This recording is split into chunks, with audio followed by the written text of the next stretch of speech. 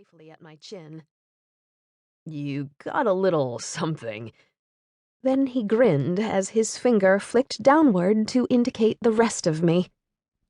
My eyes followed as I smiled wryly. "You think?" I was practically wearing the softball field, grass, dirt, chalk. He reached for me, his fingers twirling around the orange and black ribbons, our team colors, wound through my hair.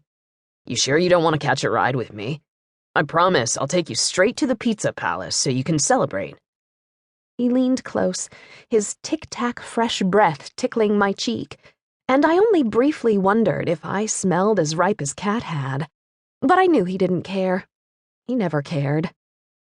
Glancing past him, I saw my dad watching us from in front of his silver Prius, clutching a stack of shiny new brochures in his hands.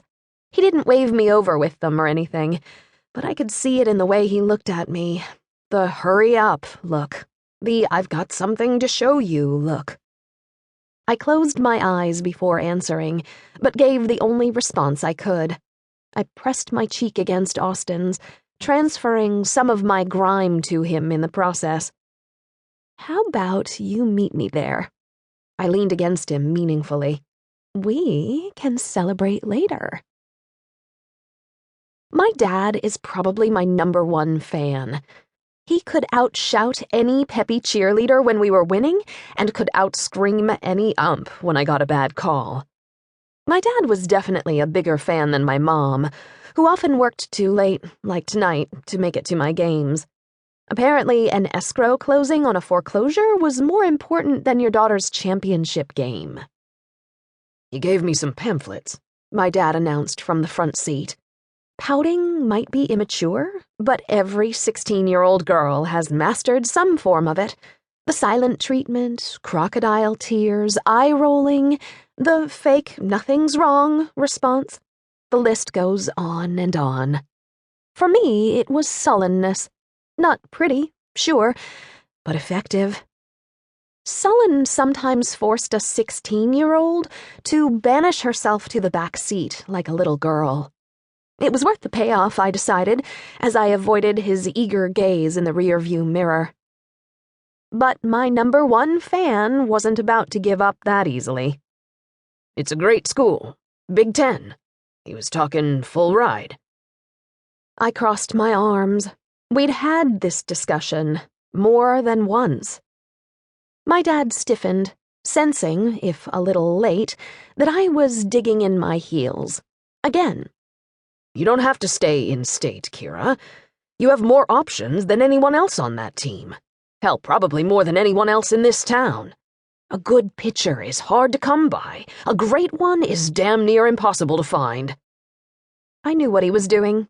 My dad, who knew me far too well, better maybe than anyone else, was searching for the right thing to say, something that would coax me into seeing his side of things. Gritting my teeth, I turned to stare out the window. It was dark outside, so there wasn't much to look at, but it was better than catching my father's hopeful glimpses staring back at me. I heard him sigh, and then there was a silence. Not long and not short, either. And then he added, "I don't know why the two of you think you have to go to college together." That was it. He definitely found my hot button. "It's not your decision," I snapped, as if I hadn't said this 100 times before. "We've already decided where we're going. I don't know why you keep talking to these scouts. Stop encouraging them." "Oh, for Christ's sake, Kyra. College doesn't have to be a we thing. It doesn't have to be a joint decision. It wouldn't be the end of the world if you and Austin went to different schools for a few years." My fists clenched in my lap. "You and Mom went to Central Washington. It's a good school. Why do you have such a problem with this?"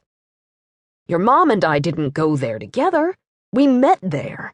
And I don't have a problem with the school. It's just that you can do so much better." I met his eyes now, daring him to lie to me. "Are you talking about the school, or about Austin?" He held my gaze for only a split second before turning back to watch the black ribbon of road that stretched out ahead of him. "Both, I suppose."